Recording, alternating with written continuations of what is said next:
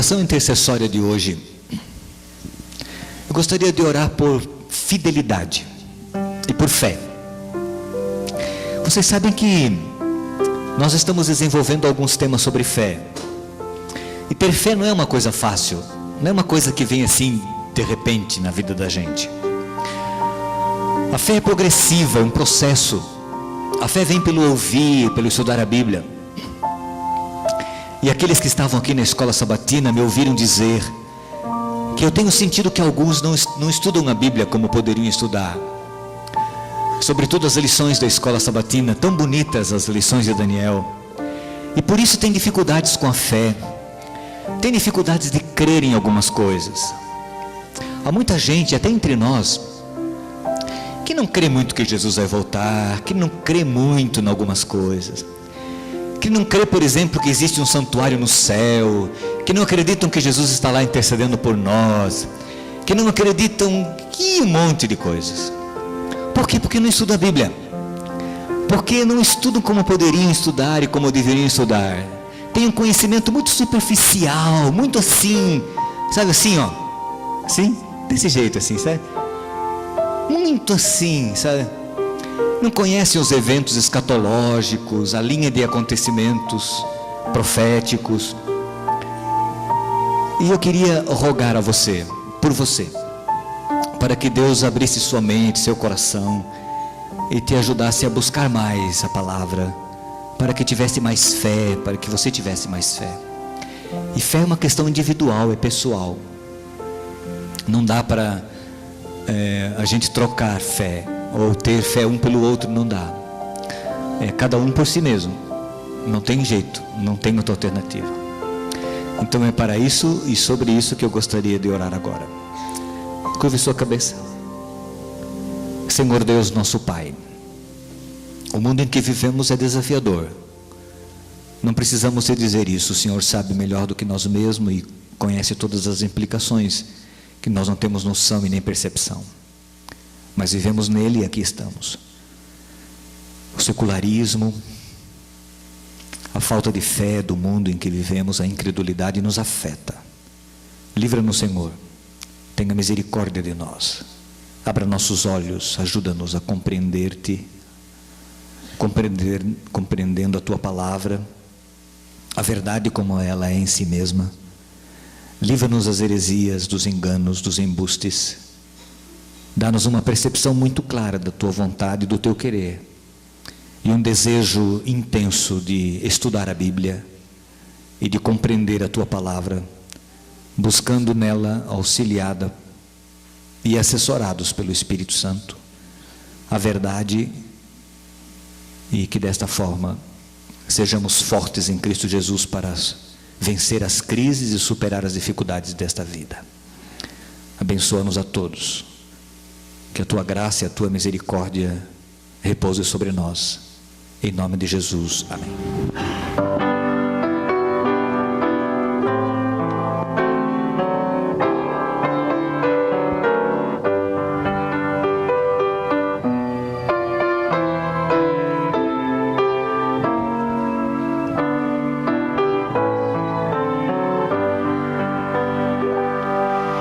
Cristo me tem fiel amizade, nele encontrei real liberdade, pois sobre a cruz minha alma comprou, dele portanto eu sou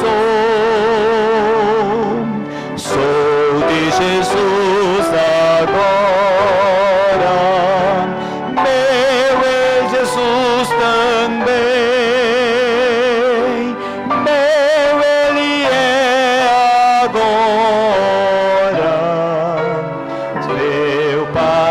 Sempre, amém. Cristo salvou-me, sinto em minha alma, grata a esperança, mais doce e calma, pra libertar-me o preço pagou.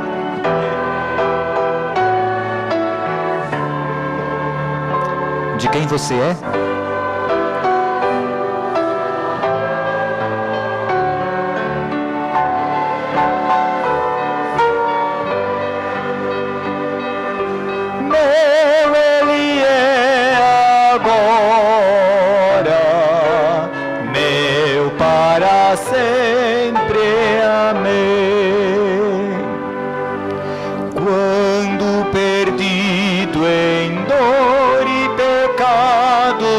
Cristo salvou-me, fui libertado, vida eterna Jesus me outorgou, dele portanto eu sou de Jesus agora, meu é Jesus também.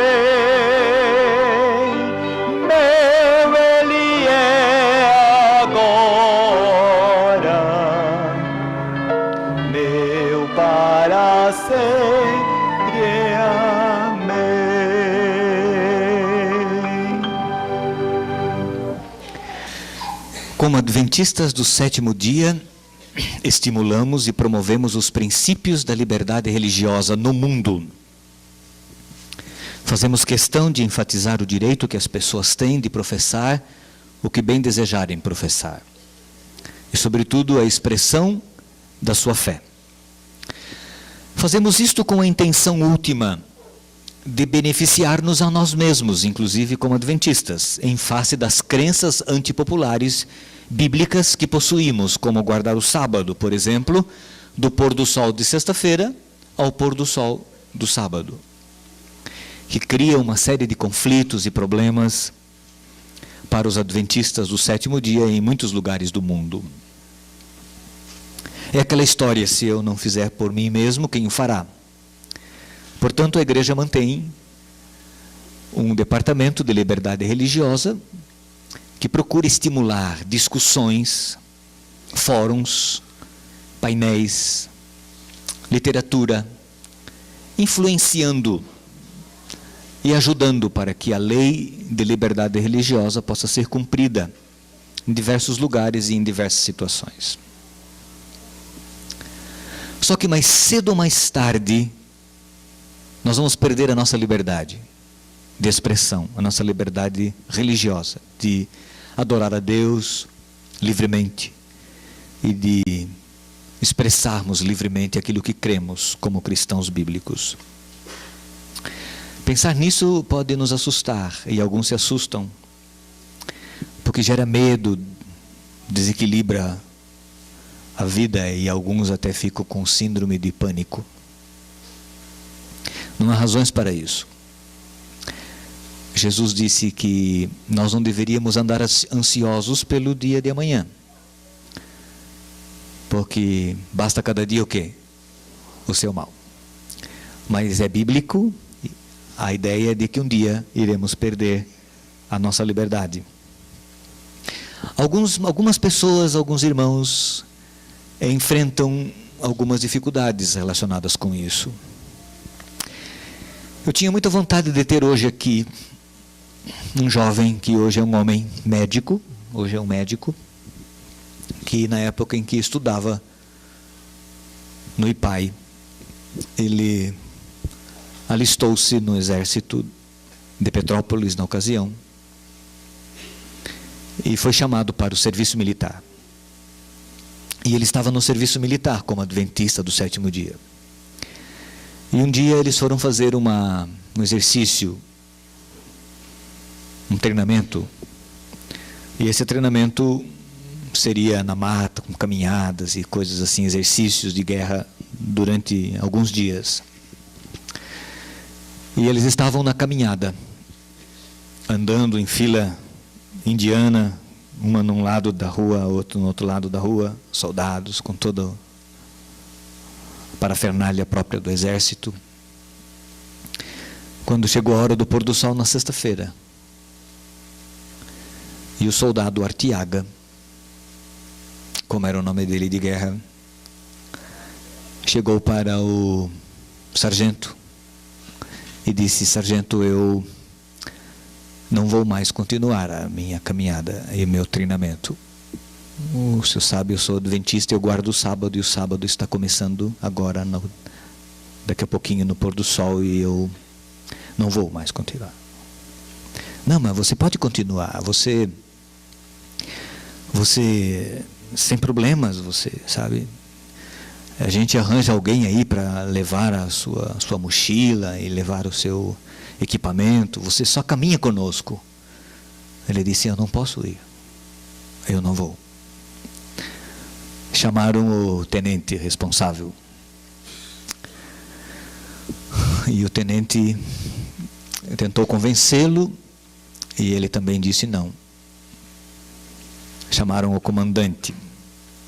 E o comandante não quis conversar e falou assim: mande o soldado Artiaga imediatamente para a prisão, no quartel. E ele foi levado para a prisão do quartel em Petrópolis. E lá aquele rapaz ficou preso. O IPAI na época, a igreja na época, no Rio de Janeiro, a associação, Departamento de Liberdade Religiosa da época, tentou intervir, ajudar, mas o comandante foi irredutível. O tenente da companhia dele gostava muito dele. E o tenente tentou ajudar, mas não conseguiram de jeito nenhum. O comandante dizia: enquanto eu for comandante deste quartel, o soldado Artiaga não sai da prisão. E ele ficou, não sei quantos meses, mas ele chegou a ficar meses na prisão. Ninguém conseguia libertar o soldado Artiaga. Quando foi um dia, inesperadamente, o comandante foi transferido e assumiu o comando daquele quartel um novo comandante. E esse novo comandante era muito amigo desse tenente, que era amigo do soldado Artiaga e que queria libertá-lo. E quando ele foi empossado, esse novo comandante, ele teve uma conversa com esse tenente. E nesta conversa, ele disse assim: o que eu posso fazer por você, como agora o comandante desse quartel, dessa unidade do exército aqui, não sei qual é o nome técnico que eles dão. O tenente disse: olha, é o seguinte, eu tenho um soldado que está preso por essas e essas e essas circunstâncias, eu queria que você o libertasse. Não, mas se é isso, para já. E o soldado Artiaga foi libertado da sua prisão. Quando ele deu baixa do exército, ele recebeu uma condecoração, um diploma de boa conduta, de honra ao mérito, uma comenda do exército brasileiro. O soldado Artiaga voltou para o IPAI, terminou os estudos de ensino médio, fez medicina e se tornou médico do exército brasileiro. Parece-me que agora ele não é mais médico do exército brasileiro, pelo menos oficialmente no exercício, está morando em Goiânia. Tive vontade de localizá-lo, até de fazer um telefonema para ele, queria que ele conversasse rapidamente, queria que vocês ouvissem, mas não foi possível. Algumas pessoas, ao ouvirem essa história, acham: isso é radicalismo religioso, isso é fanatismo religioso. O que tem, qual que é o problema?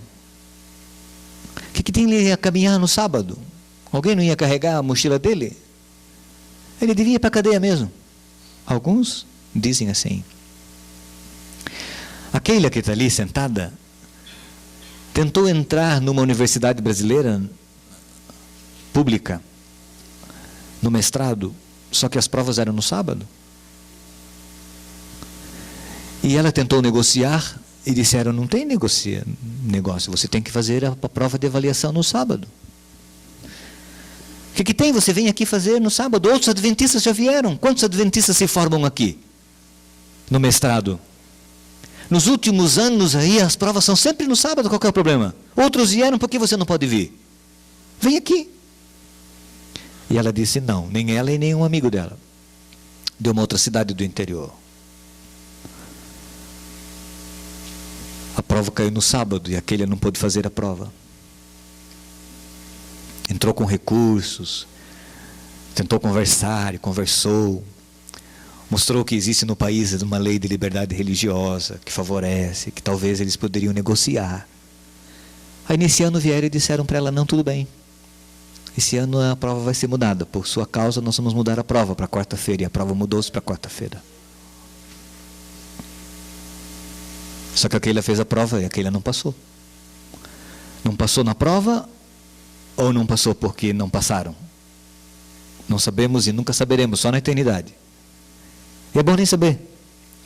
Aí na cabeça de algumas pessoas vem assim, mas ela não foi fiel a Deus? Foi fiel. Por que Deus não fez com que ela passasse? Não foi fiel a Deus? Por que Deus não a ajudou? Deus não sabia? E ontem eu conversei rapidamente com aquele por telefone.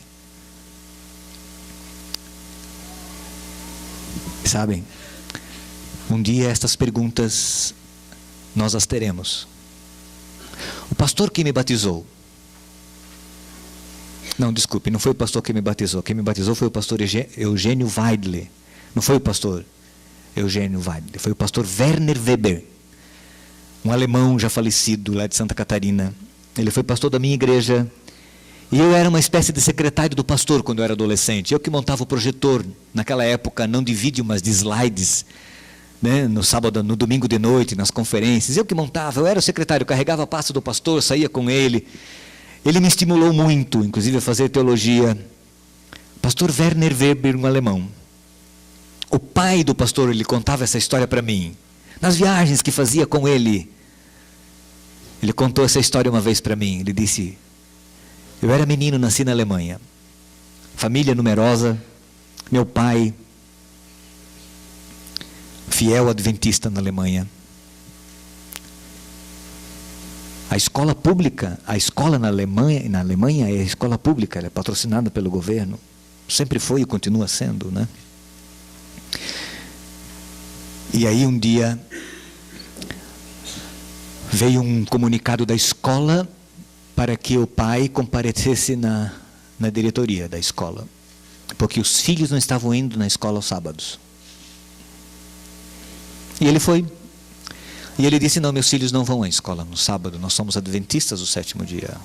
Não, mas é obrigado, por lei, vocês não... Os filhos têm que vir na escola. Vou dar uma chance para o senhor. Próximo sábado queremos os seus filhos aqui na escola. Os filhos não foram para a escola, foram para a igreja no sábado. Ele foi chamado outra vez. Acho que o senhor não entendeu. Os seus filhos têm que vir aos sábados na escola. Se seus filhos não vierem sábado na escola, o senhor vai para a prisão, você vai para a cadeia. Quando aquele homem chegou em casa, ele reuniu a família naquela noite e ele disse para os filhos e para a família. Pastor Werner era menino, pequeno, e ele disse: nós vamos embora do nosso país. Não dá para viver mais num país que cerceia a liberdade religiosa dos seus filhos. Nós vamos embora para um país onde possamos ter liberdade. E nós vamos embora para o Brasil. Naquela semana, a família embarcou para o Brasil. O pastor Werner disse que tudo foi miraculosamente providenciado por Deus. E eles vieram embora para o Brasil.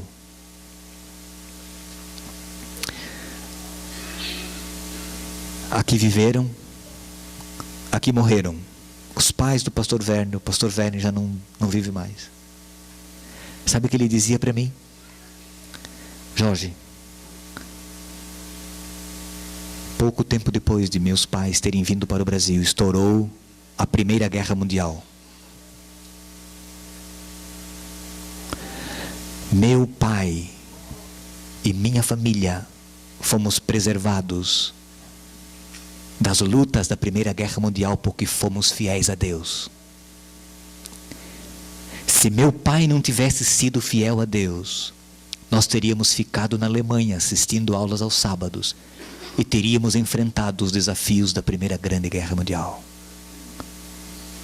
Muitos parentes, muitos amigos morreram e foram mutilados pela guerra, mas minha família foi salva pela fidelidade a Deus. Você já leu o que Jesus disse?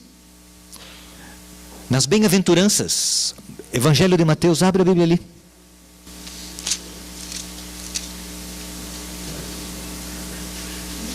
Evangelho de Mateus, capítulo 5, verso 11 e 12. Jesus diz assim: bem-aventurados serão vocês quando por minha causa os insultarem, os perseguirem e levantarem todo tipo de calúnia contra vocês. Alegrem-se e regozijem-se, porque grande é a sua recompensa nos céus, pois da mesma forma perseguiram os profetas que viveram antes de vocês. Você gosta desse texto? Bem-aventurados sois, felizes, bem-aventurados sois, quando vos perseguirem, vos injuriarem e maltratarem vocês, e mentindo disserem todo mal contra vocês, por minha causa. Não é vantagem ser perseguido, não é vantagem ser insultado, não é vantagem ser injuriado, não é vantagem ser vítima de mentiras, não é vantagem. Mas as razões para isso é por minha causa. Bem-aventurados serão vocês quando, pela fidelidade a Deus, por você ser tão fiel a Deus, mas tão fiel a Deus, disserem coisas mentirosas a seu respeito e perseguirem você e injuriarem você. Feliz, diz Jesus. Como é possível alguém ficar feliz por estar sendo perseguido, insultado e caluniado? Seria isso masoquismo? Até que poderia ser assim interpretado, mas observem a razão. Jesus disse: por minha causa. Por minha causa. No contexto das palavras finais de Jesus relacionado com perseguição, com eventos finais, existe uma promessa de Jesus que aparece em Lucas, que Lucas registrou no capítulo 21, versos 12 a 19. Falando aí de perseguição que os filhos de Deus sofreriam. Historicamente, estas palavras que nós vamos ler já se cumpriram na vida dos primeiros discípulos, na igreja primitiva, mas nós cremos que terá um segundo cumprimento escatológico. Estas palavras de 21, de Lucas 12 em diante. Mas antes de tudo isso, prenderão e perseguirão vocês. Então os entregarão às sinagogas e prisões, e vocês serão levados à presença de reis e governadores, tudo por causa do meu nome. Será para vocês uma oportunidade de dar testemunho. Mas convençam-se de uma coisa, de uma vez, de que não devem preocupar-se com o que dirão para se defender. Pois eu lhes darei palavras de sabedoria, a que nenhum dos seus adversários será capaz de resistir ou contradizer. Vocês serão traídos até por pais, por irmãos, por parentes e amigos, e eles entregarão alguns de vocês à morte. Todos odiarão vocês por causa do meu nome. Contudo, nenhum fio de cabelo da cabeça de vocês se perderá. É perseverando que vocês obterão vida. Historicamente isso já se cumpriu. Mas cremos que profeticamente e escatologicamente isto terá um segundo cumprimento. E Jesus disse: vão perseguir vocês. Vocês serão traídos por pais, por irmãos, por amigos. Eles vão entregar vocês. E vocês serão perseguidos por causa do meu nome. Porque vocês são fiéis. Exatamente por serem fiéis, vocês serão perseguidos.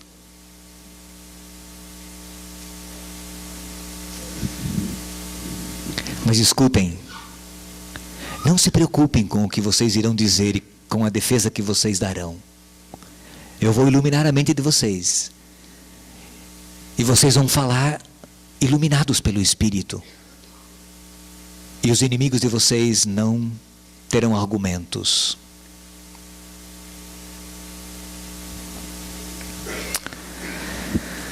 Promessa semelhante pode ser encontrada na carta que Jesus escreveu a Esmirna, que também teve seu cumprimento histórico. Vamos a Apocalipse 2, 8 a 11.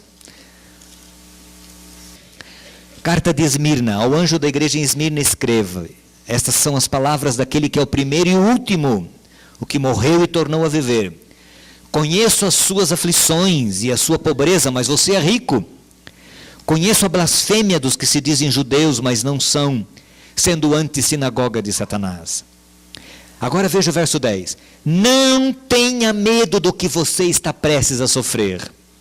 O diabo lançará alguns de vocês na prisão para prová-los. E vocês sofrerão perseguição durante 10 dias. Seja fiel até a morte, e eu lhe darei a coroa da vida.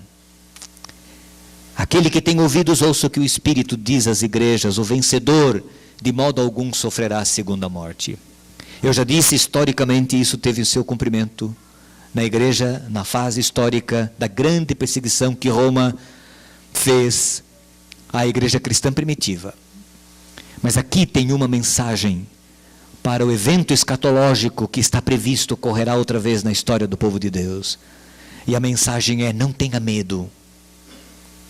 Ser fiel até a morte. Ser fiel até a morte. Em Lucas e em Mateus, Jesus disse: bem-aventurado vocês serão quando perseguirem vocês, quando mentirem, injuriarem, disserem um monte de coisas ruins pela fidelidade de vocês. Em Lucas, Jesus disse: não tenham medo, não se preocupem. Vocês serão traídos, tudo bem, mas vocês serão presos, tudo bem, mas eu vou estar com vocês, eu vou ajudar. Aqui Jesus diz: olha, não tenham medo, fiquem firmes, sejam fiéis até a morte. Há a possibilidade de morte. Sejam fiéis, porque vocês vão receber a coroa da vida eterna.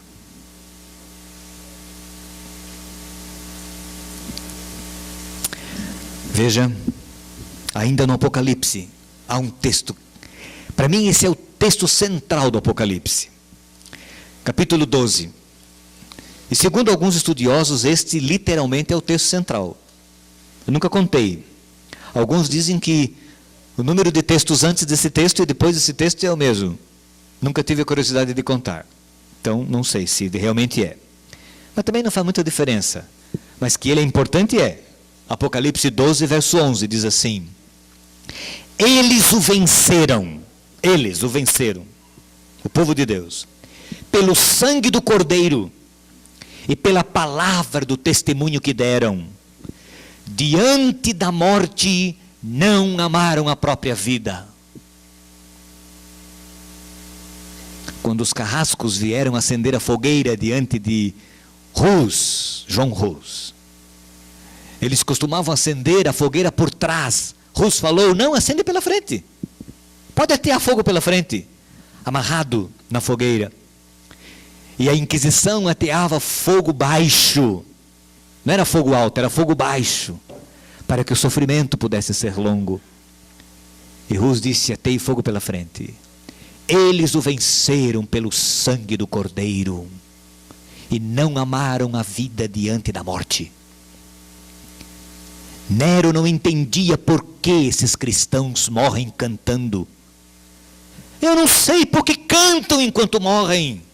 Como é possível cantar? Cantavam: eles o venceram pelo sangue do Cordeiro e não amaram a vida, mesmo diante da morte. Há histórias e histórias, Eu tenho um livro na minha casa, a História dos Mártires. Conhece esse livro? Cada vez que eu leio esse livro, é uma tristeza, porque eu choro mesmo, não quero nem saber. Eu fico emocionadíssimo com aquelas histórias. Uma vez estava numa praia aí, na Baixada Santista, embaixo de um guarda-sol, lendo esse livro. Eu fiquei com vergonha, porque as pessoas passavam e achavam: esse cara está doido, está acontecendo alguma coisa com ele. Morreu alguém, será? Sei lá. Porque é emocionante demais ver a firmeza, a fidelidade dessas pessoas, que não tiveram medo, e que enfrentaram a perseguição, a prisão, a morte, a tortura, por amor a Cristo, a fidelidade de Cristo, a lei de Cristo, a verdade de Cristo. E um dia eles serão honrados. Sabiam vocês que eles serão honrados ou nunca leu isto? O Espírito de profecia diz que nas vestes brancas dessas pessoas haverá uma barra vermelha, uma orla, uma barra vermelha. Eles serão honrados. O Espírito de profecia diz que o grupo de pessoas que vão coroar Jesus Cristo, Deus os tirará do grupo de mártires. Um grupo de pessoas que morreram por Cristo e foram mártires de Cristo aqui nessa terra, e que não amaram a sua própria vida e não tiveram medo da morte. Um grupo destas pessoas, eles é que conduzirão a coroa que será colocada na cabeça de Jesus no dia do juízo executivo, quando Jesus for coroado Rei dos Reis e Senhor dos Senhores por toda a eternidade. Liberdade religiosa, nós falamos de liberdade religiosa e devemos pregar os ideais da liberdade religiosa, mas lembre-se, as profecias e a Bíblia prevê perseguição religiosa, e um dia nós perderemos a nossa liberdade. E eu volto a dizer, não fique ansioso antes do tempo. Eu já contei aqui para vocês uma vez de duas senhoras, que fui pastor delas, numa lição da escola sabatina, que falava desse tema escatológico. As mulheres me chamaram porque elas não conseguiam dormir, elas eram solteironas, já aposentadas, viviam juntas num apartamento, sempre morando em cidade. Não dormiam à noite, com medo. E uma disse para mim, pastor, pelo amor de Deus, como é que nós vamos fugir? A gente não vai para onde? Nós temos medo de tudo quanto é bicho, de tudo quanto é inseto. A gente nunca colocou nem o pé no chão, nunca colocamos o pé na terra. E eu disse a elas, irmãs, não se preocupem. Uma morreu quando eu era pastor lá, ainda. E a outra morreu há uns 2 ou 3 anos atrás. Morreram e a perseguição não veio. Para que ficar preocupados? Nós não sabemos se passaremos por esse tempo ou não. A nossa preocupação é ser fiel a Deus. A nossa preocupação é não negociar princípios do reino de Deus. Esta é a nossa preocupação. E é por isso que a fase do selamento é muito importante. Qual que é a fase do selamento? É a fase do assentamento das verdades. Se nós negociamos coisas frágeis, como é que vamos negociar as importantes? Se eu não consigo, por exemplo, como cristão, suponhamos, se eu não consigo, como cristão, dizer não a um convite de um amigo, quando me oferece um copo de cerveja ou um copo de bebida alcoólica, como eu vou dizer não numa situação drástica como essa? Entendem a relação? Se eu não consigo dizer não a um convite, a um apelo para um envolvimento mais profundo ilicitamente, como eu vou dizer não? Entende? Se eu negocio pequenas coisas hoje, entendeu?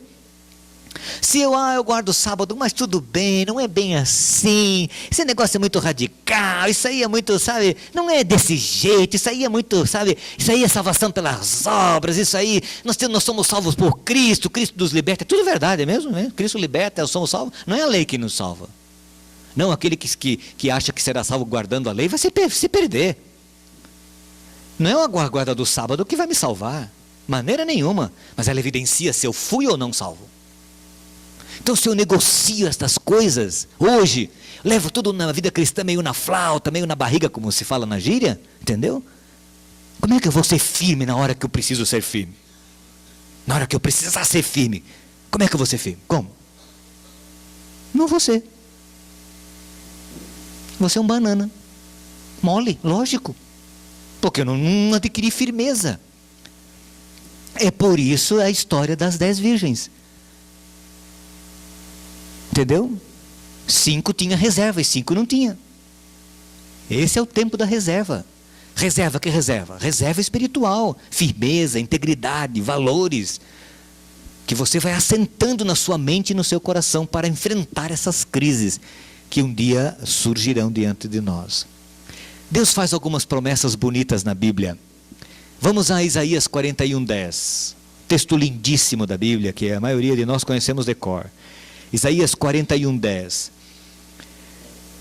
Podemos tirar esse texto fazendo uma aplicação secundária a ele. O texto está fazendo referência a uma situação histórica que o povo de Israel enfrentaria, mas profetas posteriores aplicaram esse texto e nós podemos aplicá-lo. Veja, Isaías 41:10. Por isso não tema, pois eu estou o quê? com você, não tenha medo, pois eu sou o quê? O seu Deus, eu o fortalecerei, eu o ajudarei e eu o segurarei com a minha mão direita vitoriosa. Não tenha medo, seja firme, seja fiel, obedeça, não tenha medo, eu vou estar com você. Está escrito aqui, Isaías 43, 2 páginas para frente, Isaías 43, verso 2, veja que promessa, Isaías 43, 2. Quando você atravessar as águas, eu estarei com você. Quando você atravessar os rios, eles não encobrirão. Quando você andar através do fogo, não se queimará. As chamas não o deixarão em brasas. É uma promessa, mas Russo foi queimado, mesmo com essa promessa. João Batista foi decapitado, a cabeça dele rolou, mesmo com essa promessa. Mas é uma promessa de estímulo, que nos estimula a sermos fiéis a Deus. Nós não vamos estar sozinhos. E aí, por que eu contei a história de Daniel hoje, dos hebreus amigos de Daniel? Veja Daniel 3. E aí, a história desses hebreus é uma coisa assim, fantástica. Daniel 3, verso 16 a 18. É bom ler, embora nós saibamos. Daniel 3, 16 a 18. Olha que coisa bonita. Eles ficaram em pé, não adoraram a estátua de Nabucodonosor. O rei os chama, conversa com eles, concede-lhes uma chance, uma oportunidade, uma segunda chance. Sadraque, Mesaque e Abednego responderam ao rei. Verso 16. Ó Nabucodonosor, mas veja a ameaça, só um pouquinho, olha a ameaça que está no verso anterior. Se vocês se dispuserem a prostrar-se em terra e adorar a imagem que eu fiz, será melhor para vocês. Mas se não a adorarem, serão imediatamente atirados numa fornalha em chamas. E que Deus poderá livrá-los das minhas mãos? Agora eles respondem. Sadraque, Mesaque e Abednego responderam ao rei: ó Nabucodonosor, não precisamos defender-nos diante de ti. Se formos atirados na fornalha em chamas, o Deus a quem prestamos culto pode livrar-nos.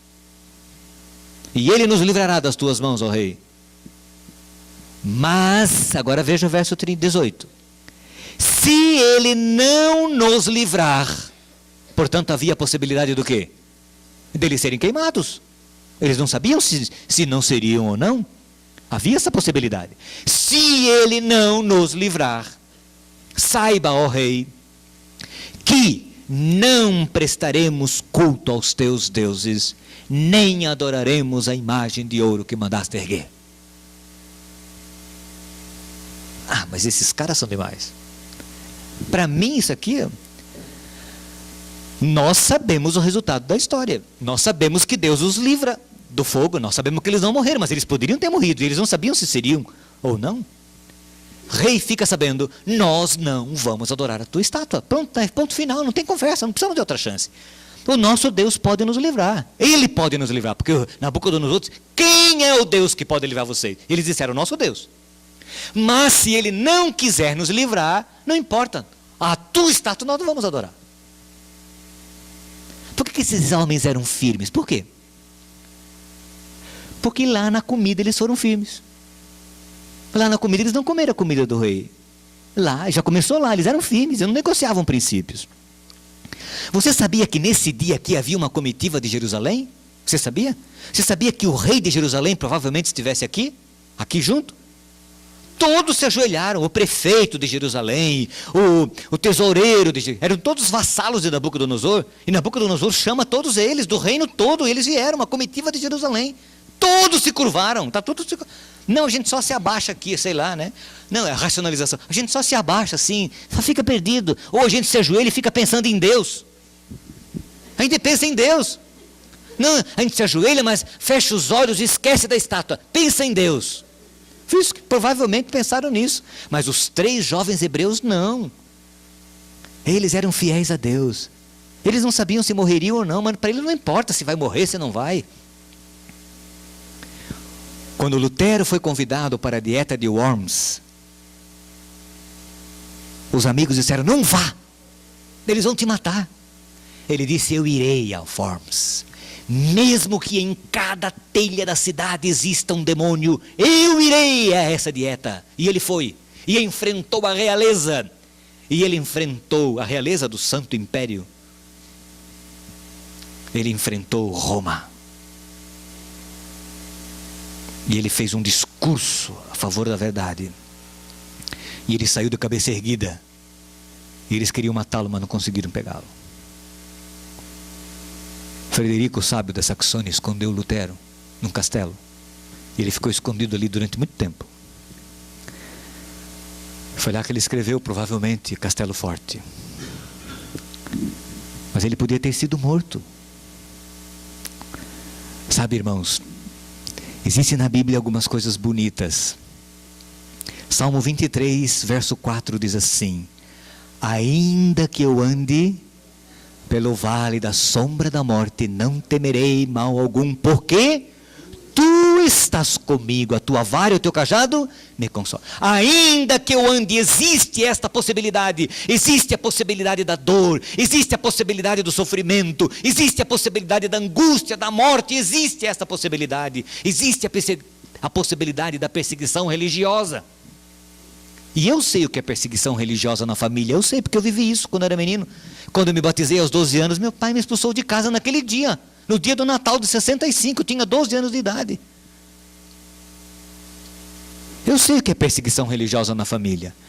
Eu sei as confusões e as encrencas e a perseguição religiosa que a minha mãe sofreu, de uma família luterana. Eu sei.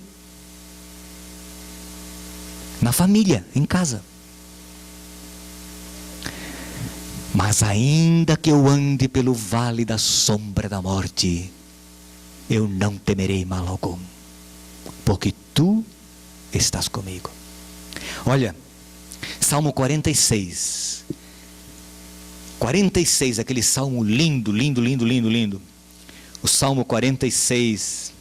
Por isso não temeremos, ainda que a terra trema e os montes afundem no meio dos mares, ainda que estrondem as suas águas turbulentas e os montes sejam sacudidos pela fúria, nós não temeremos.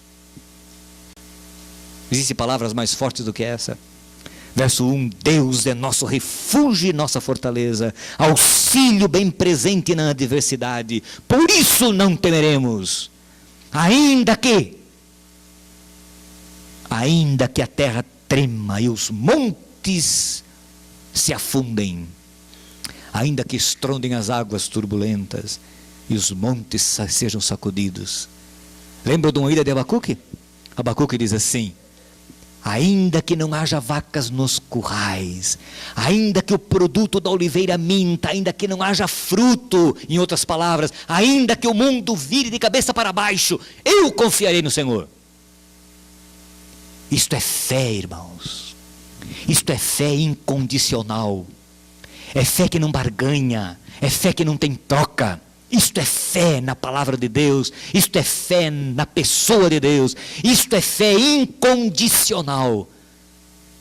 E nesse momento eu tenho vontade de rogar a Deus: ó Deus, aumenta a minha fé. Você não tem também vontade de dizer isso? Ó Deus, aumenta a minha fé. Quão frágil eu sou, quão fraquinho eu sou. Qualquer probleminha já me desestrutura, qualquer doença já me desestrutura, qualquer problema no trabalho, já me desestrutura. Eu vejo aqui entre nós, qualquer olhada de cara feia um para o outro já desabala a fé, já é um monte de, sabe? É isso, qualquer coisinha já é motivo de, sabe? Tem que pisar em ovos, né? Oh Deus, aumenta a minha fé. Para enfrentar situações difíceis, desafiadoras, enfrentar gente dizendo assim, como disseram para o Francisco essa semana, lá no colégio onde ele leciona à noite. Entrou um professor na sala de professores, todos os professores ali, ele estava contando ali na sala para nós, gratuitamente, eu vou aproveitar para ilustrar. Entrou um professor e falou: gente, olha o que eu peguei, um negocinho desse tamanhozinho assim, uma cola fantástica, fantástica, inteligentíssima de um aluno assim, e mostrou todas as fórmulas. Eu tinha reduzido uma página, né? E o indivíduo tinha uma régua, né? Uma régua de aumento, tá, etc. E a cola foi feita. De repente ele olha para o Francisco e fala assim: Francisco, você é adventista, não é? Esse aluno é adventista. É isso que vocês ensinam na igreja de vocês? Esse aluno é adventista. É isso que vocês ensinam lá na igreja de vocês? E o Francisco, ó, fala o quê? Olha o testemunho. Um testemunho negativo de alguém que não é fiel a Deus, que negocia princípios, que não é firme. Como é que vai ficar firme numa hora de assim, difícil dessa aí, que aparece aqui? E Abacuque diz: ainda que todo mundo te negue, ainda que todo mundo não queira saber, eu vou ser fiel a ti. O Senhor é o meu Deus, e Ele vai fazer de mim como os pés da corça, e vai me erguer às alturas. Conhece o texto de Jó? Conhece? Jó 13:15, eu sei que você conhece. Jó 13:15. Já leram lá? Jó 13:15. Ele diz assim, Jó 13:15. A mulher de Ló chegou para ele e falou: Ló perdeu tudo, irmãos, tudo, e era um homem riquíssimo. Perdeu seu gado, seus animais, suas ovelhas, jumento, tudo, filhos, morreram todos os filhos, perdeu tudo. A mulher chegou para ele e falou assim: amaldiçoe esse teu Deus, homem, e morre. E ele falou: você fala como uma louca qualquer. Nós diríamos: você é uma doida varrida, você não sabe o que está dizendo. O Senhor Deus, o Senhor não poderia tirar, Ele se conformou com essas palavras. Eu jamais vou abandonar a Deus, disse Jó para a mulher dele. E aqui ele fala, 13:15, ele diz assim: embora ele me mate, ainda assim o quê? Esperarei nele. Certo é que defenderei os meus caminhos diante dele. Ainda que ele me mate, eu vou confiar nele. Ainda que eu morra. Oh Deus, aumenta a minha fé. Quando eu falo minha, eu quero que você fale a sua. Qualquer probleminha nos abala. Oh Deus, aumenta a minha fé. Quão pequena é a nossa fé. Aqui Jó diz assim no capítulo 19, veja que coisa linda aqui, 19, 25 a 27. 25 a 27 de Jó 19, ele diz: eu sei que o meu Redentor vive, e que por fim se levantará sobre a terra. E depois que o meu corpo estiver destruído e sem carne, depois que eu morrer, a terra comer todo o meu corpo, eu verei a Deus. E não é porque ele foi direto para o céu, não. É pela ressurreição. Eu verei a Deus. Eu verei a Deus com os meus próprios olhos. Eu mesmo e não outro. Como anseia no meu peito o coração. Eu verei a Deus. Porque eu sei que o meu Redentor vive. Eu sei que meu Redentor vive. Irmãos, existem promessas fantásticas para a nossa fidelidade a Deus. Mas também existem declarações proféticas de sofrimento, de perseguição, de dificuldades. E as promessas é: ser fiel até a morte, e eu dar-te-ei a coroa da vida.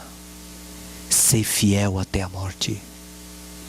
Quer chamar você de radical? Pode chamar de radical. Quer chamar você de fundamentalista? Pode chamar de fundamentalista. Não tem problema. Mas o importante é ser fiel a Deus. Fazer aquilo que Deus quer. Nós nunca perdemos quando fazemos o que Deus quer. Nós só ganhamos. Nós nunca perdemos, irmãos. Mesmo que aparentemente percamos, como Jesus na cruz. Quando Jesus morria na cruz, parecia que Jesus tinha perdido. Mas foi exatamente a vitória dele. Não precisamos procurar perseguição antecipada. Não precisamos buscar encrenca, confusão com as pessoas. Não é esse o plano de Deus. O que nós precisamos é ser firmes. É conhecer a palavra E é vivendo a luz que a palavra vai nos dando, dia a dia, passo a passo, firme, solidificando nossas convicções e aumentando a nossa fé no Senhor. Não negociando princípios, não negociando valores. E nós vamos se tornar cada vez mais firmes e mais resolutos no Senhor. Lá no capítulo da fé, qual é o capítulo da fé? Hebreus 11. No capítulo da fé, aqui em Hebreus 11, nós temos uma coisa bonita aqui. Hebreus 11. Se você ler o capítulo de Hebreus 11, você vai descobrir uma coisa interessante aqui. Você vai descobrir um monte de gente que foi fiel a Deus pela fé, que foi arrebatado, gente que foi, um monte de gente. Agora, veja o que aparece a partir do verso 36. Outros enfrentaram zombaria e açoites. Outros ainda foram acorrentados e colocados na prisão. Podemos ler desde o 32, acho que vale a pena. Que direi mais? Não tenho tempo para falar de Gedeão, Baraque, Sansão, Jefté, Davi, Samuel e os profetas, os quais pela fé conquistaram reinos, praticaram a justiça, alcançaram o cumprimento de promessas, fecharam a boca dos leões, apagaram o poder do fogo, escaparam do fio da espada, da fraqueza tiraram força, tornaram-se poderosos na batalha e puseram em fuga exércitos estrangeiros. Houve mulheres que pela ressurreição tiveram de volta os seus mortos. Uns foram torturados e recusaram ser libertados, para poderem alcançar uma ressurreição superior. 36. Outros enfrentaram zombaria e açoites. Outros ainda foram acorrentados e colocados na prisão, apedrejados, cerrados ao meio, postos à prova, mortos ao fio da espada. Andaram errantes, vestidos de pele de ovelhas e de cabras, necessitados, afligidos e maltratados. O mundo não era digno deles. Vigiaram pelos desertos vagaram, pelos desertos e montes, pelas cavernas e grutas. Todos estes receberam bom testemunho por meio da fé. No entanto, nenhum deles recebeu o que havia sido prometido. Deus havia planejado algo melhor para nós, para que conosco fossem eles aperfeiçoados. No capítulo do Heróis da Fé aparece um grupo de pessoas que morreram pela fé, que foram apedrejados pela fé, que foram cerrados pela fé, que foram aprisionados pela fé, que foram torturados pela fé. Mas há um grupo de pessoas que venceram pela fé, e que venceram os leões, e que venceram e que Deus operou de maneira fantástica. Mas há outros que pela mesma fé, no mesmo Deus, morreram e sofreram. E aí vem a conclusão. Hebreus 12, verso 1. Portanto, também nós, uma vez que estamos rodeados por tão grande nuvem de testemunhas, livremo-nos de tudo que nos atrapalha e do pecado que nos envolve, e corramos com perseverança a corrida que nos é proposta. Agora vem o verso 2. Tendo os olhos fitos em Jesus, autor e consumador do quê? Da nossa fé. Ele, pela alegria que lhe fora proposta, suportou o quê? A cruz, desprezando a vergonha, e assentou-se à direita do trono de Deus. Porque Jesus suportou a cruz? Jesus não tinha fé? Tinha, mas ele suportou a cruz. Fé tem que ser incondicional. Fé não negocia princípios e valores. Fé para enfrentar situações boas e fé para enfrentar situações difíceis. Há pessoas que quando enfrentam lutas e dificuldades perdem a fé, abandonam Deus, não tinham fé, achavam que tinham, eram presunçosas. A fé nos leva a suportar situações difíceis e adversas da vida com a mesma alegria, com a mesma cabeça erguida, do que situações quando tudo vai bem.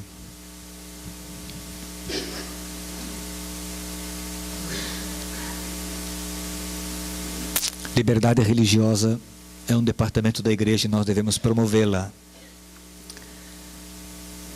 Mas as profecias anteveem que um dia nós perderemos a nossa liberdade de expressão. Como vamos reagir? Se hoje, diante de coisas tão simples, tão banais, nós entregamos a nossa fé, renunciamos o nosso Deus. Paulo diz: continuemos firmes, olhando para Jesus, o autor e o consumador da nossa fé, adquirindo firmeza espiritual e estabilidade, para que quando o período de crise vier, e não fique ansioso com essa crise, porque pode ser que ela não venha nos seus dias, ou pode ser que venha. Jesus disse: vive a cada dia, porque cada dia basta o seu mal. Não vamos viver antecipadamente, ansiosamente coisas que não existem. Vamos viver as realidades de cada dia, porém olhando para Jesus, o autor e o consumador da nossa fé. Ó Deus, tenha misericórdia de mim e aumenta a minha fé. Eu vou repetir e repita comigo na sua mente: ó Deus, tenha misericórdia de mim, aumenta a minha fé. Vamos orar? Senhor Deus, Tua palavra tem tantas promessas bonitas que nos estimulam à fidelidade, ao amor, à graça, à firmeza, aos princípios do Teu reino. Muitas vezes temos falhado, Deus. Tenha misericórdia de nós, porque nossa fé é muito pequena. Quando enfrentamos situações difíceis, obstáculos e lutas, tendemos a esmorecer. Tenha misericórdia de nós. Achamos que o Senhor tem que resolver todos os nossos problemas e as nossas lutas, e aí perdemos a nossa fé. Tenha misericórdia de nós, Senhor. Ajuda-nos a ficarmos firmes, resolutos, a vivermos dia a dia olhando para Jesus, o autor e o consumador da nossa fé, firmando nossos pés, nossa mente, nosso coração no Senhor Jesus e na verdade da palavra dele. E que se um dia enfrentarmos lutas e dificuldades, que possamos superá-los pela mesma fé que o Senhor nos deu em tempo de bonança, em tempo de prosperidade. E que através da fé venhamos suportar os sofrimentos, as angústias e as dificuldades com alegria, como os teus filhos no passado viveram. Abençoa-nos a todos. Com a bênção da bem-aventurança, em nome de Jesus. Amém.